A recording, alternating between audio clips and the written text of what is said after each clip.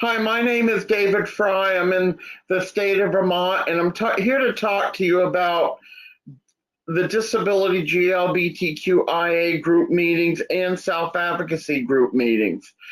And in both group meetings, it's important that we do a check-in. Some of them are very, very similar, as I'm going to be telling you today.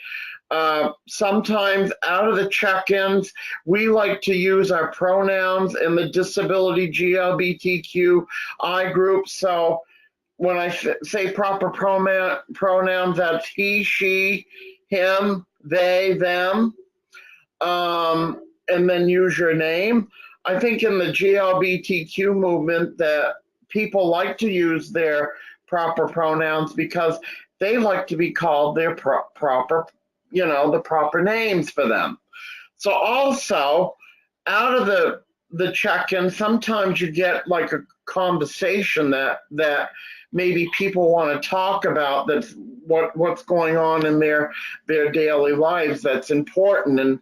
And sometimes those conversations, we like to keep them inside the room, and it can be in a self-advocacy group too. There might be a member there that might want to talk about what's going on in his or her life that they don't want the whole world to know, but they feel comfortable in that environment to talk about what's going on. And so when we're doing that, we like to keep, a sacred place, and everybody should be supporting that person. And then sometimes in a group, you like to have, and especially in my kind of groups, we like to have guest speakers.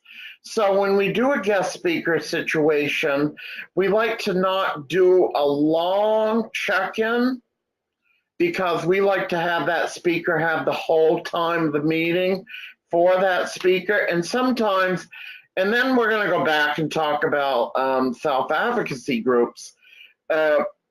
Self-advocacy groups like to have an agenda, what's going on in their groups. And some people talk about fundraising, some people talk about an event that's going on, or maybe that they need to pass a bill, so then they want to make an emotion and second emotion on a bill, or what's going on that the members want to talk about. Then towards the end of the meeting, especially for the GLBTQIA groups, we like to do a breathing exercise. So I don't tell people, because I think using phones can be a disruptive thing in the group. So I only do it for this one exercise that we do towards the end of the group, and that's a breathing exercise. And I usually like to use Indian flute music, and then we do like a deep breathe and breathe out exercise, and do that like 5 or 6 times, and then breathe out. And then I say, towards after you do the breathing, I say, well, listen to the flute music.